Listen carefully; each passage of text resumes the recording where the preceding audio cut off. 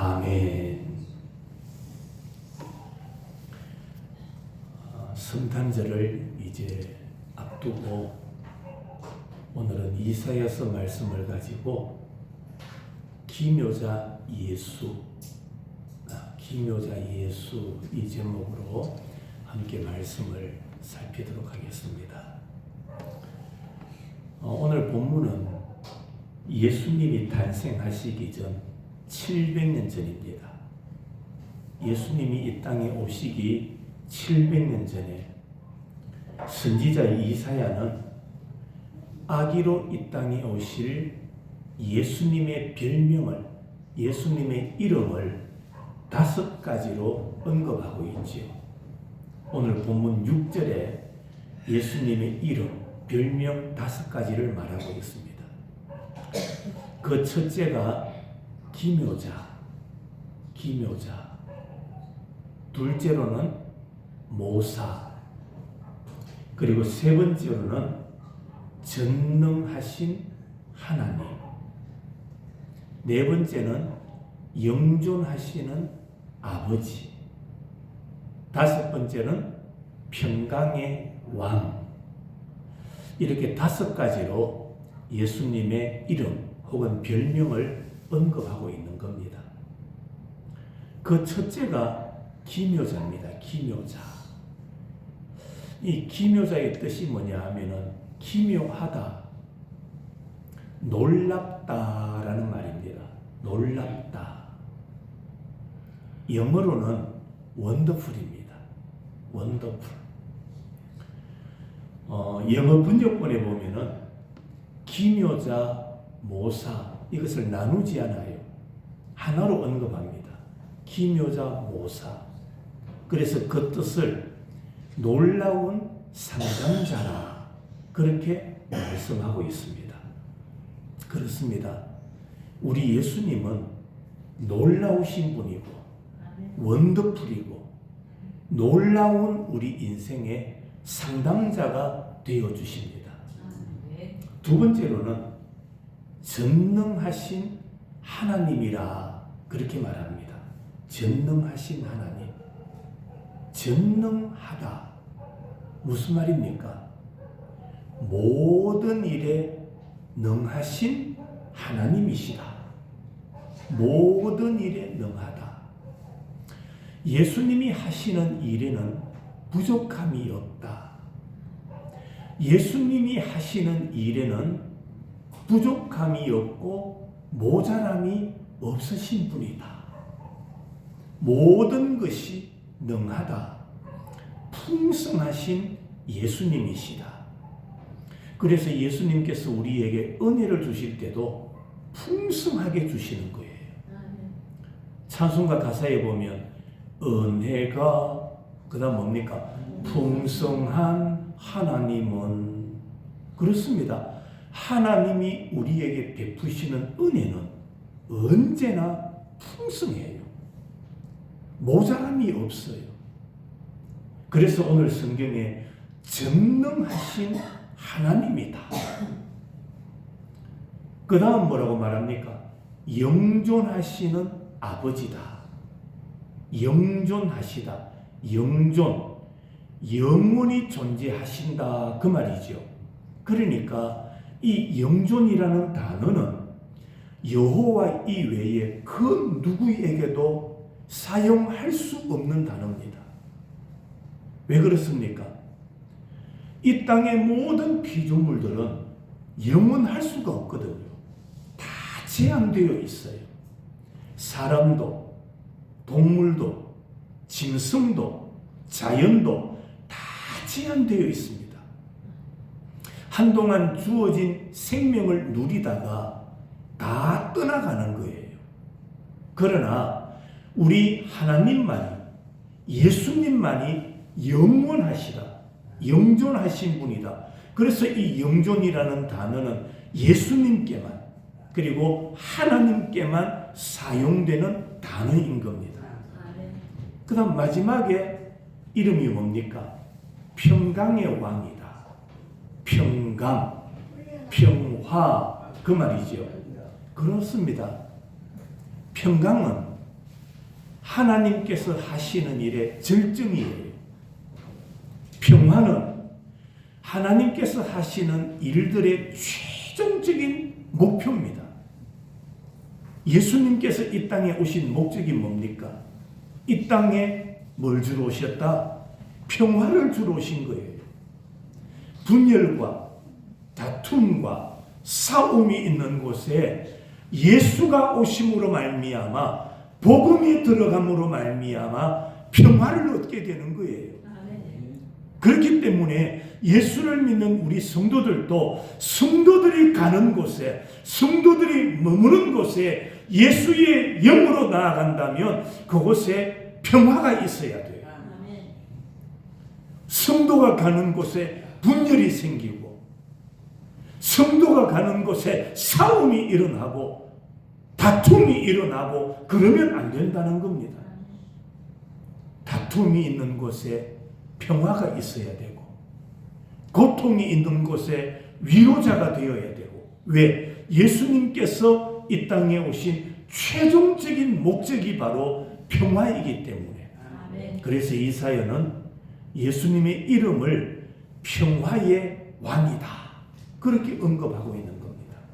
자, 그러면 이사야는 예수님의 이름을 5가지로 언급하면서 그 첫 번째가 기묘자다라고 말합니다. 기묘자. 왜 예수님의 이름이 기묘자일까요? 왜 예수님의 이름은 놀라운 이름일까? 왜 예수님은 원더풀이 되실까?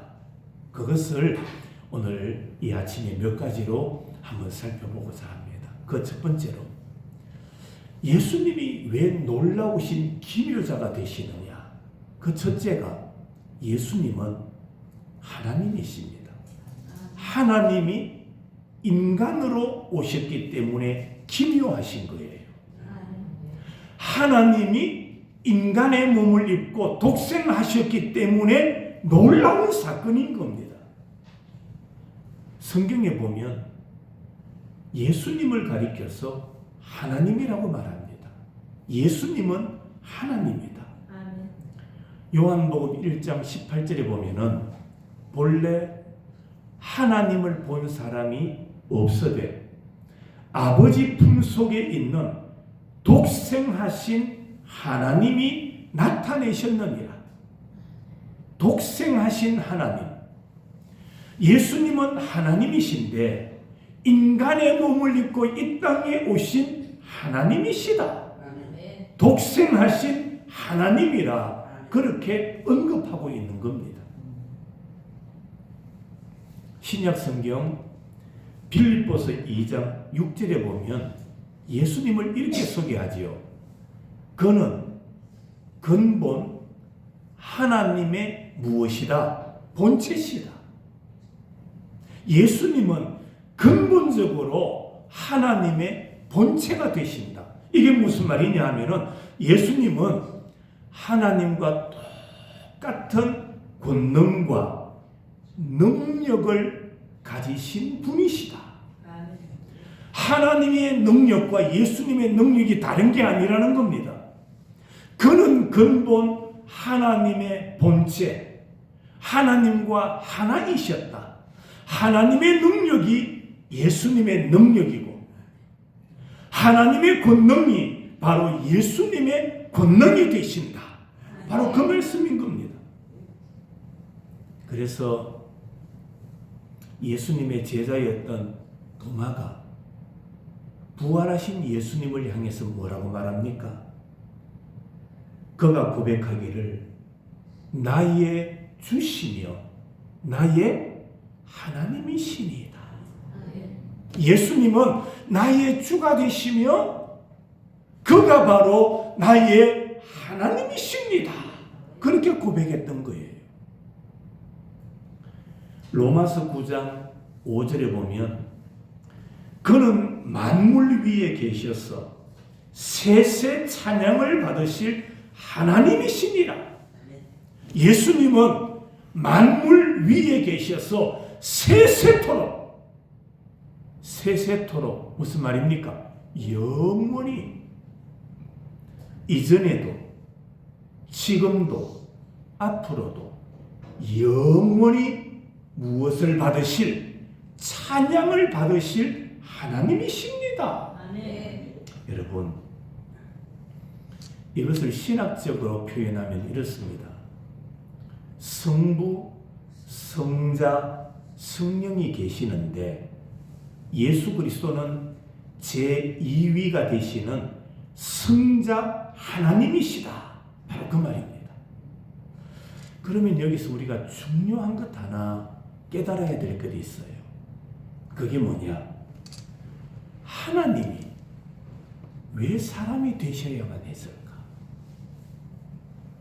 하나님이 독생자를 왜 이 땅에 보내셔야만 됐을까? 왜 인간의 몸을 입게 해야 됐을까? 여러분, 인간의 몸을 입고 산다는 것이 그렇게 쉽지 않아요. 예수님도 독생자로 오셔서 얼마나 많은 고난과 고통과 어려움을 당하셨습니까?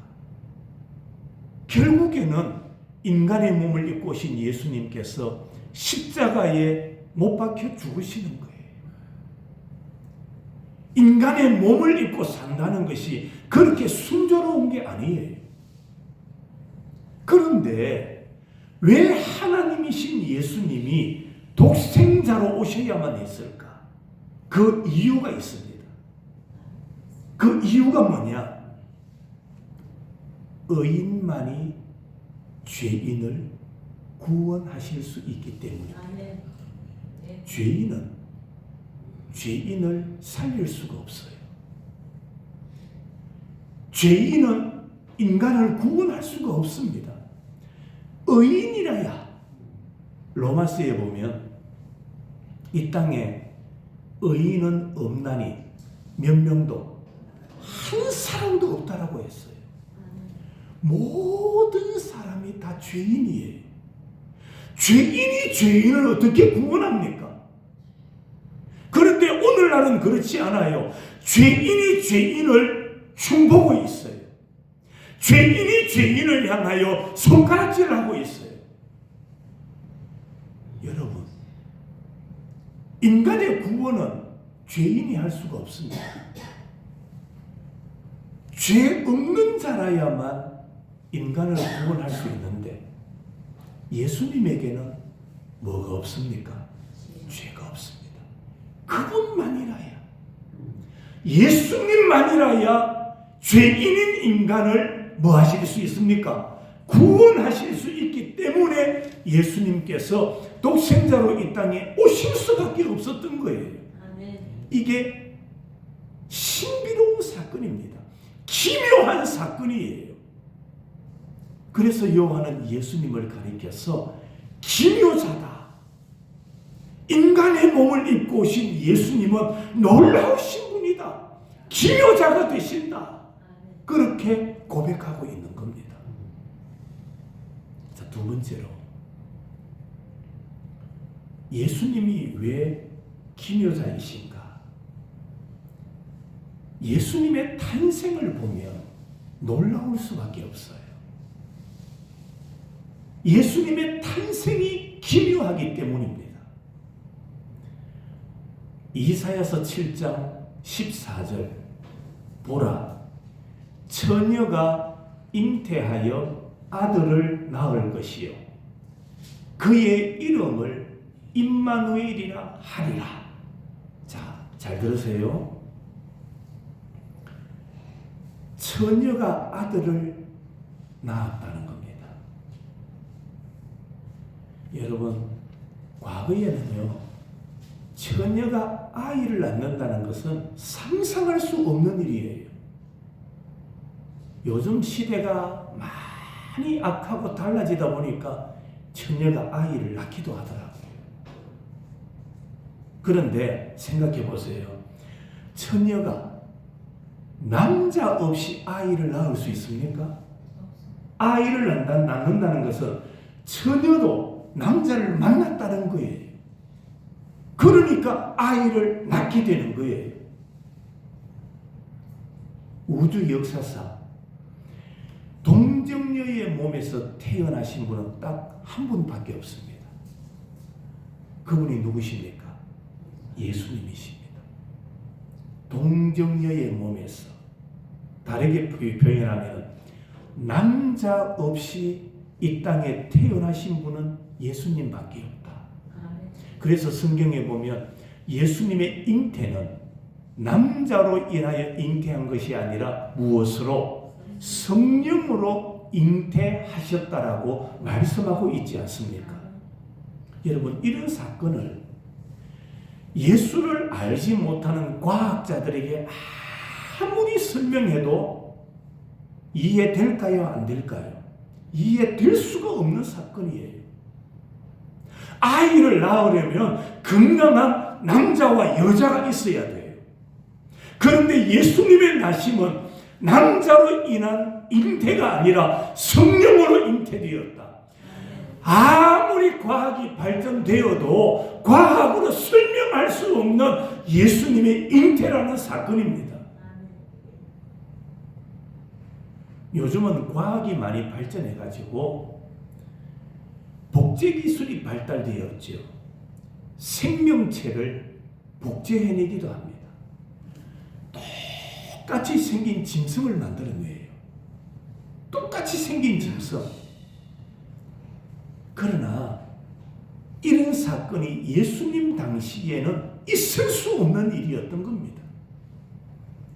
하지만 예수님은 처녀가 잉태하여 아들을 낳을 것이라는 예언대로 예수님은 동정녀의 몸에서 마리아에게서 성령으로 잉태하여 이 땅에 오신 분이심을 믿으시기를 바랍니다. 자, 그러면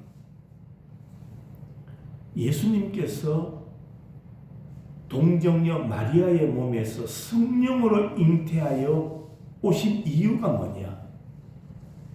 이사야서 7장 14절에서는 이렇게 말합니다. 보라 처녀가 잉태하여 아들을 낳을 것이요 그의 이름은 무엇이라? 임마누엘의 뜻이 뭡니까? 임마누엘, 우리와 함께 하신다. 자, 바로 그겁니다. 예수님께서 성령으로 잉태하여 인간의 몸을 입고 이 땅에 오신 이유가 뭐냐? 그것은 바로 나와 뭐 하시기 위하여? 함께 하시기 위하여. 믿는 자들과 하나님의 백성들과 하나님의 자녀들과 함께 하시기 위하여. 여러분, 오늘도 예수님은 성령으로 우리와 함께하고 계심을 믿으시기 바랍니다. 복음성에 보면 외로울 때, 괴로울 때 주님의 얼굴 보라, 평화의 주님 바라보아라. 그렇습니다.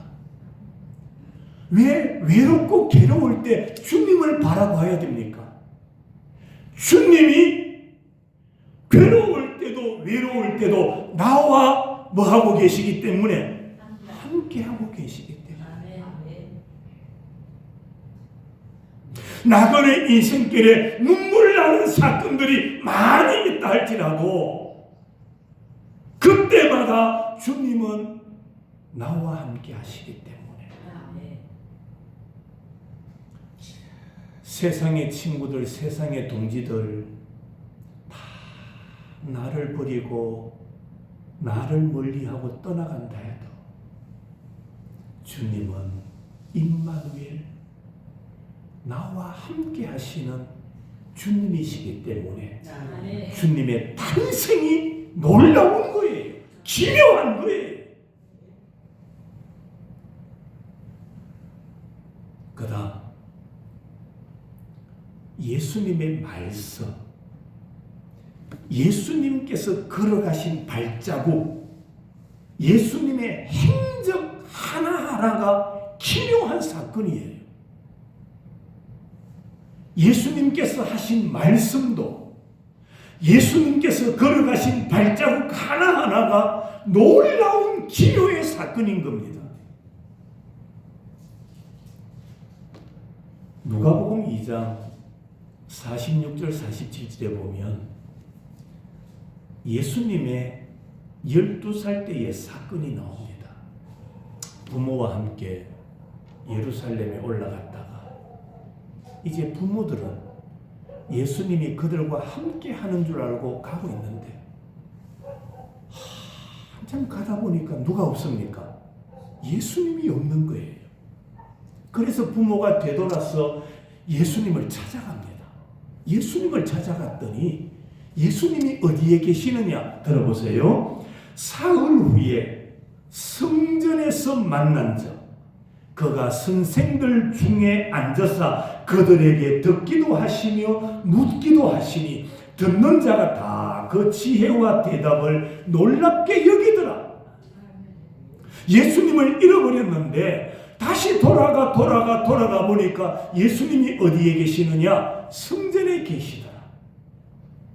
성전 놀이터에서 놀고 계시는 예수님이 아니라 성전 안에서 나이 많은 학자들, 선생들, 그들과 12살 되신 예수님께서 함께 앉아 계시는 거예요.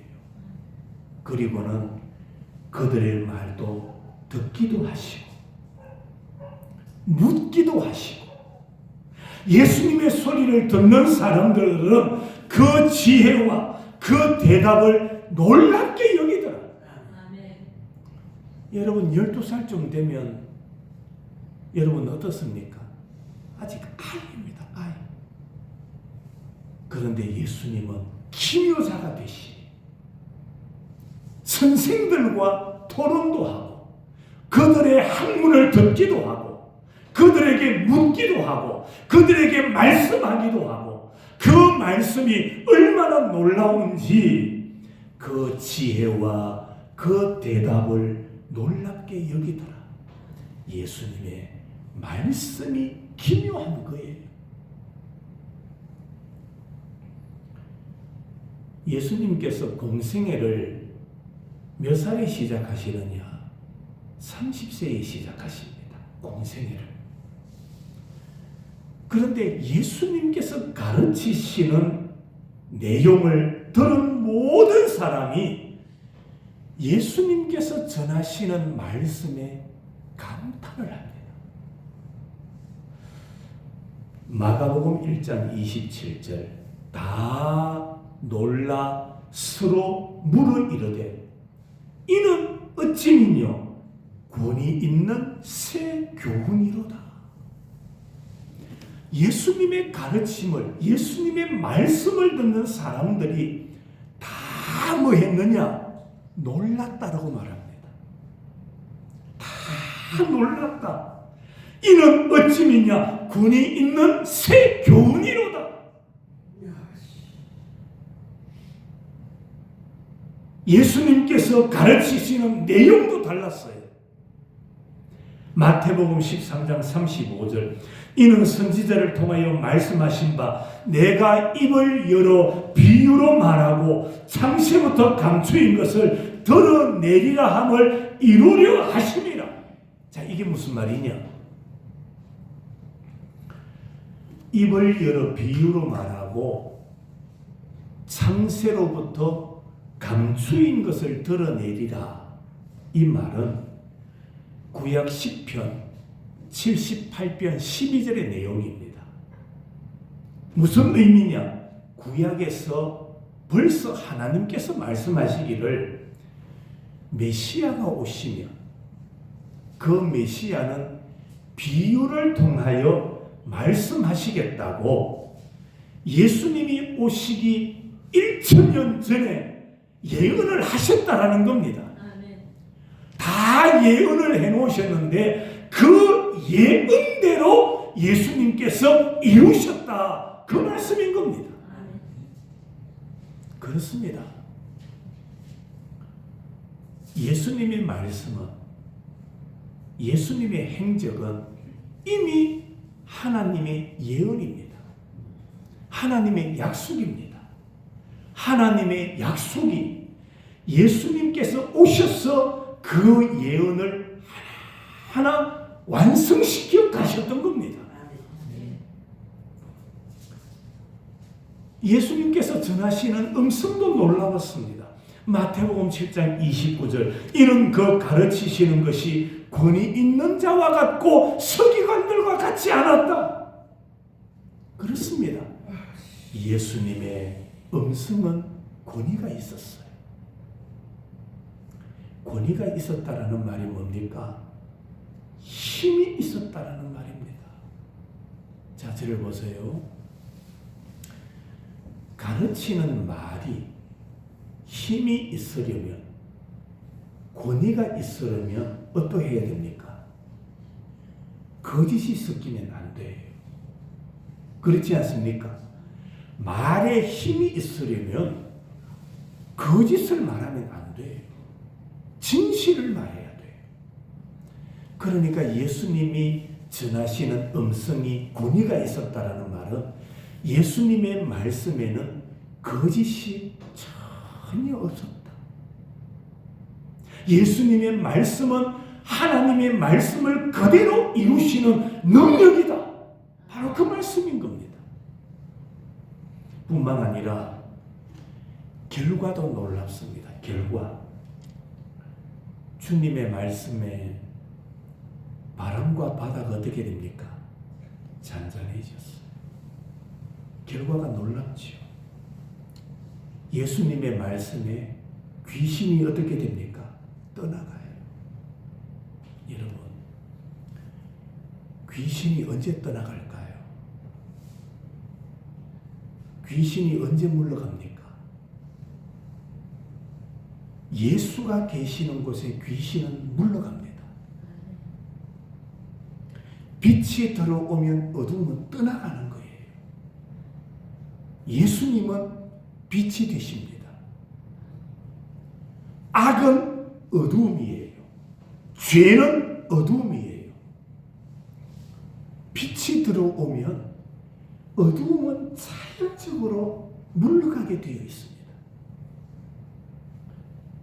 예수님의 말씀에 귀신들이 떠나가는 거예요. 병든 자가 고침을 받게 되고 예수님의 말씀으로 인하여 죽은 자가 살아나는 겁니다. 그래서 요한은 예수님을 어떻게 소개하느냐? 영원 전부터 계신 하나님의 말씀이다. 예수님은 영원 전부터 계시는 하나님의 말씀이 되십니다. 요한복음 1장 14절에 말씀이 육신이 되어 우리 가운데 거하시매 우리가 그의 영광을 보니 아버지의 독생자의 영광이요 은혜와 진리가 뭐하더라? 충만하더라. 말씀이 육신이 되신 분이 예수님이시다. 예수님은 영원 전부터 계신 하나님의 말씀이시다. 바로 그 말씀입니다. 그래서 예수님은 지금도 충성된 종들을 통해서 자신을 나타내고 계시는 거예요. 말씀을 통해서 예수님은 자신을 드러내시고요. 여러분, 우리가 설교를 들으면서 말씀을 들으면서 누구를 봐야 되느냐? 예수를 봐야 돼요. 예수는 말씀을 통하여 자신을 드러내 보여주고 계시는 거예요. 우리가 알지 못하고 깨닫지 못하니까 하나님은 메시지, 설교를 통해서 오늘도 자신을 보여주고 계시는 겁니다. 예수님은 이런 분이시다. 기묘자시다. 모사가 되신다. 전능하신 아버지다. 영존하시는 하나님이시다. 예수는 평강의 왕이시다. 그러면서 자신을 우리에게 나타내 보여주고 계시는 거예요. 그래서 우리는 설교를 들으면서 예수님을 봐야 돼. 예수님의 마음을 배워야 돼요. 예수님의 마음을 닮아가야 돼요.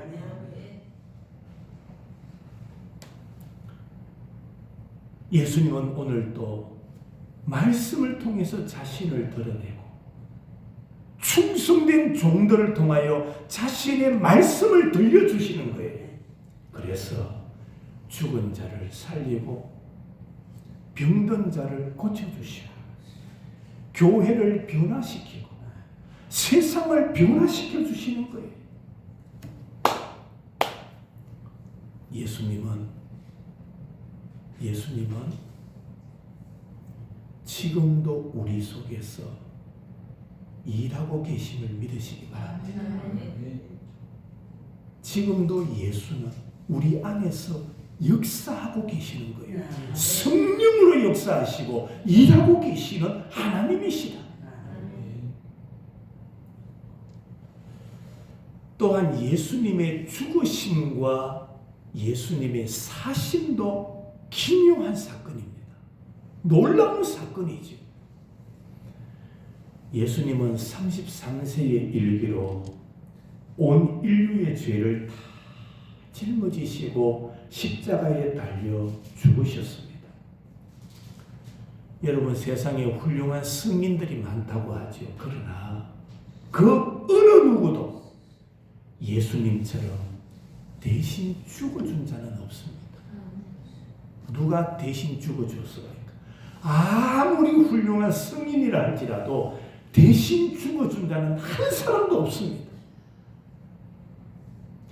예수님의 죽으심도 놀라운데 예수님은 죽은 자 가운데서 뭐 하셨습니까? 약속대로 3일 만에 부활하셨습니다. 예수님의 사심도 놀라운 사건이라는 말입니다. 세상에 많은 종교들이 있어요. 많은 종교들이 우리 기독교를 모방해요. 세상의 종교가. 그래서 세상의 종교 참 가보면요, 우리가 여름 되면 성경학교도 하고 수련회도 하지요. 그런데 저 이방 종교들이요, 타 종교가 저 교리를 가르치는 학교도 하고요, 자기들도 수련회를 해요. 우리 교회 보면 예수님의 제자가 되자 이래서 훈련도 받잖아요. 그런데 타종교에 보면은 자기들의 교리를 가르치는 학교가 있는 거예요. 기독교를 다 모방하고 있어요. 그런데 기독교를 따라가고 기독교를 모방하지만 그들이 죽었다 깨어나도 모방할 수 없는 사건 하나, 바로 예수님의 부활입니다. 예수님의 부활. 그래서 우리 기독교가 참 종교다. 예수님은 참 신이시다. 참 하나님이시다라는 것을 우리에게 보여주고 있는 겁니다. 놀라운 사건은 예수님의 죽으심이 내 죽음이고 예수님의 사심이 나의 사는 사건이다라고 말씀하고 있습니다. 그래서 예수님을 내 안에 영접하면 죄와 어두움은 사라지고 예수 안에서 새로운 사람으로 우리가 태어나게 되는 거예요. 예수님의 죽으심, 예수님의 사심, 이것은 놀라운 사건입니다. 기묘한 사건이에요. 예수님은 지금도 기묘하신 분입니다. 지금도. 히브리서 13장 8절, 예수 그리스도는 어제나 오늘이나 영원토록 무하시다? 동일하시다. 현재도 놀랍게 역사하시는 하나님이시다 이 말입니다. 예수님은 지금도 살아계셔서 보혜사 성령으로 충만케 하시고 하나님 우편에서 우리를 위하여 친히 간구하고 계시는 예수님이시다. 나를 대신하여 기도하고 계시는 분이 예수님이시다. 그래서 예수님은 믿는 자를 통해서 동일하게 역사하고 계신다. 기묘하다. 여러분, 우리는 아무것도 아닌 것 같지만, 우리는 아무 힘도 능력도 없는 것 같지만, 지금도 내 안에서 기이한 일을 행하실 주님을 믿으시기 바랍니다. 아멘. 나를 통하여 놀라운 일을 행하실 주님을 기대하십시오. 아멘. 나를 통하여 일하시는 주님을 바라보십시오. 아멘. 마지막으로 다시 오실 재림의 예수님 사건도 기묘해요. 요한계시록 22장 20절에 내가 진실로 속히 오리라. 내가 진실로 속히 오리라. 여러분, 한번 질문해 볼까요? 예수님의 재림의 사건을 구약에서 몇 번 이야기하고 신약에서 몇 번쯤 이야기할 것 같아요. 한두 번쯤 이야기하다 보면 잊어버릴 수도 있겠지요. 그러나 다시 오실 예수님에 대하여 구약에서는 1317번, 신약에서 318번, 이 정도 되면 의심하면 안 되잖아요. 구약에서 1217번이나 말씀하셨고 신약에서 318번이나 말씀하셨다면 우리가 받아야죠. 믿어야죠. 의심하면 안 되죠. 아멘. 아멘. 다시 오실 때는 그냥 오시지 않고 우리의 영혼과 육체를 영광의 형체로 변화시켜 주시겠다고 말씀하셨습니다. 아멘. 그때가 되면 나뉘어져요. 그때가 되면 나뉘어져요. 어떻게? 알곡과 쭉정이로 나뉘어져요. 양과 염소로 나뉘어져요. 염소와 쭉정이는 꺼지지 않는 불 속에 지옥이죠. 꺼지지 않는 불 속에. 그러나 양과 또 알곡은 믿고 바라는 자들은 영원한 행복으로 갚아주실 분이 우리 예수님이십니다. 아멘. 그래서 우리는 신앙의 열매를 맺어가야 돼요. 여러분 추수를 다 하셨잖아요. 한 해 동안 수고한 농부들이 추수를 다 했지요. 쭉정이는 어떻게 합니까? 창고에 잘 보관해 두나요? 아닙니다. 쭉정이는 어떻게 합니까? 버리고요. 예, 불태워 버리고요. 왜? 뭐가 없다는 겁니까? 쓸모가 없다는 겁니다. 쭉정이는 아무리 많아도 쓸모가 없어요. 그러나 알곡은 숫자가 적어도 소중하게 보관하는 거예요. 좋은 알곡은 내년에 뭐 하려고 또다시 씨앗으로 삼기 위하여 잘 보관하는 거예요. 알곡은 하나님께서 행복으로 영원한 행복으로 갚아주시지만은 쭉정이 염소들은 다 불 속에 태워버리신다라고 말씀하고 있습니다. 이제 말씀을 마칠까요? 예수님의 이름이 뭐라고요? 기묘자가 되신다. 기묘하신 예수님이다. 그래서 예수님은 기묘하시고 놀랍기 때문에 전에도 위대하셨고 앞으로도 위대하실 것이고 지금도 위대한 일을 행하고 계시는 분이시다.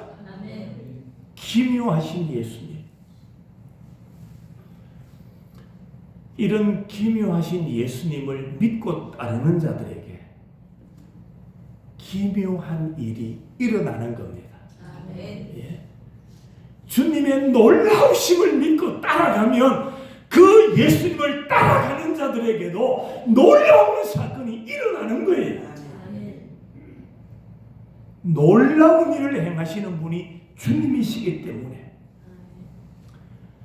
이제 한 4일쯤 있으면 성탄절을 맞이하게 됩니다. 대구에도 가면 달성군 다사 쪽에서 아주 아름답게 성탄 트리를 해놨대요. 앞산 밑에 가면 뭡니까? 빨래터입니까? 거기에 가도 성탄 트리를 그렇게 잘 해놨대요.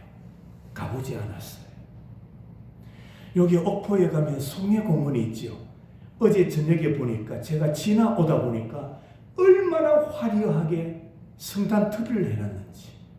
우리는 성탄이지만 그 사람들은 크리스마스라 가지요. 성탄절 트리를 잘 해놨더라고요. 어제 행사도 하고 많은 사람이 모여들었더라고요. 그런 화려한 불빛이 있지만은 그들의 목적과 우리들의 목적은 달라요. 그들의 사고와 우리들의 생각은 다른 거예요. 우리는 이 땅에 기묘자로 오신 예수님을 영접한 날인 거예요. 놀라운 일을 행하셨고 앞으로도 놀라운 사건을 행하실 기묘자 예수, 그 주님을 기다리고 그 주님을 사모하고, 여러분 놀라운 사건이 있고 감사한 일이 있을 때는 우리가 보답을 하는 거예요. 보답을 하는 거예요. 감사의 표시를 내는 거예요. 성탄절이 다가옵니다. 죄인을 구원하기 위하여 이 땅에 오신 예수 그리스도, 우리가 마음으로, 신앙으로, 그리고 정성을 다하는 물질로 성탄절을 기대하고 기다리고 앞으로도 우리를 통하여 놀라운 일을 행하실 그 주님을 사모하며 살아가는 우리 모든 성도들이 되시기를 주님의 이름으로 축원합니다. 기도하겠습니다.